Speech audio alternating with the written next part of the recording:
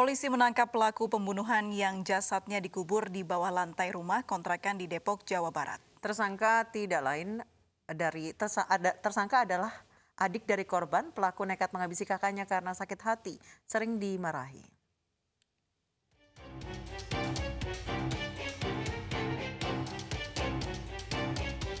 Penemuan jasad yang dikubur di bawah ubin dalam rumah kontrakan di Jalan Kopral, Daman, Sawangan, Depok, Jawa Barat ini menggegerkan warga sekitar. Dari hasil olah tempat kejadian perkara, pemeriksaan saksi dan hasil identifikasi terhadap jenazah, diketahui bahwa polisi menangkap pelaku pembunuhan di kawasan Gunung Pongkor, Kabupaten Bogor, Jawa Barat. Pelaku berinisial J diketahui adik korban yang berinisial D. Korban dan pelaku merupakan kakak beradik yang tinggal bersama di rumah kontrakan sejak bulan Juli lalu. Adapun alasan dari si adik ini membunuh kakaknya, adik ini bernama Juana dan kakaknya bernama Dedi sebagai korban. Alasannya adalah cekcok atau pertengkaran berkaitan dengan rencana pernikahan. Ceritanya ini si tersangka sudah memiliki pacar, si kakaknya belum memiliki calon, tapi si adiknya ingin segera nikah, namun tidak bisa nikah sebelum kakaknya menikah. Ketika si adik ini mengejar kakaknya untuk segera menikah, kakaknya tersinggung dan sering marah semenjak 2 bulan terakhir. Nah, disitulah kemudian menurut alasan saat ini dari tersangka, itulah alasan dia melakukan pembunuhan terhadap kakak. Kepada polisi, tersangka mengaku menghabisi nyawa abangnya menggunakan tabung gas LPG dan membekap korban dengan bantal. Tersangka kemudian menggali keramik rumah untuk mengubur mayat abangnya. Udah habis pikir, Pak. Udah habis pikir, nggak tahu lagi mesti gimana, udah bingung. Berapa hari kamu menggali lubang itu? Satu harian sama teman saya. Sama teman itu juga? Ya. Udah direncanain berarti ya? Sampai beli keramik? Itu waktu beli keramik setelah 3 hari. Setelah 3 hari melakukan pembunuhan, saya baru beli keramiknya itu. Tersangka jadi jerat pasal pembunuhan berencana dengan ancaman pidana penjara 15 tahun hingga hukuman mati. Sementara polisi masih mengejar satu tersangka lain yang turut membantu pelaku mengubur korban. Tim Liputan iNews melaporkan. Setelah kasus penemuan mayat pria yang dikubur di bawah lantai rumah kontrakan di Depok, Jawa Barat terungkap, polisi temukan fakta baru. Tersangka J tidak hanya membunuh kakak kandungnya, pelaku juga membunuh pria berinisial S yang diduga berlatar belakang hubungan sesama jenis.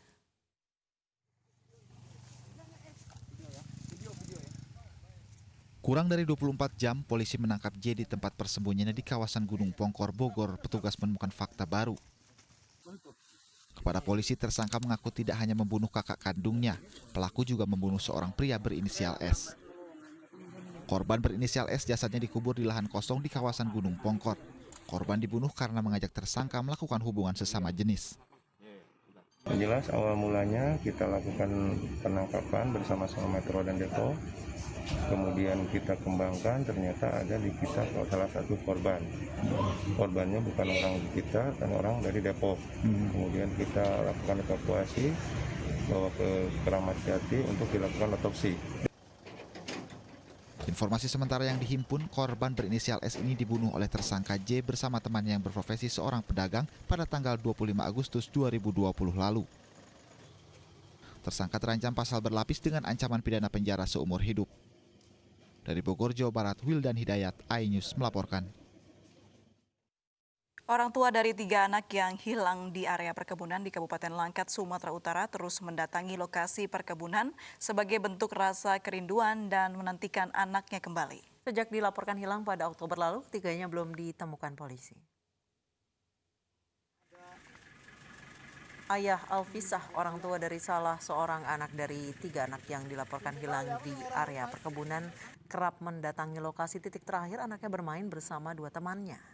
Sebagai bentuk kerinduan dan berharap anaknya ditemukan, Alam Syah yang merupakan ayah dari bocah Alfisah setiap hari mendatangi lokasi perkebunan. Terhitung 1 bulan lebih sejak dilaporkan pada 18 Oktober 2020, ketiganya belum kembali ke pangkuan keluarga. Tinggal berdoa lah, zikir, apa gitulah, buat pengajian. Tapi kalau abang sendiri masih nyusurin kebun-kebun ini bang ya? Nyusun. Tiap Mana hari tahu abang ya. abang datangi lokasi ini bang ya? Tiap hari lah orang Mana namanya tahu ada. sama, mana tahu. Ini Oh, tuh iya. kan tadi kan orang rumah kemana lah anakku bilangnya.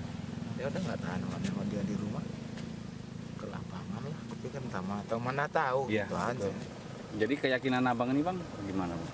Kalau untuk Ya gimana kalau pihak kepolisian pun minim informasinya ya. kalau abang Menteri Pendidikan dan Kebudayaan Nadiem Makarim memperbolehkan pembelajaran tatap muka di sekolah mulai semester genap tahun ajaran 2020-2021. Pemerintah daerah, Kanwil, dan kantor Kemenak diberi wewenang untuk menentukan pemberian izin tatap muka di sekolah. Pemerintah memperbolehkan pembelajaran tatap muka di sekolah mulai semester genap tahun ajaran 2020-2021.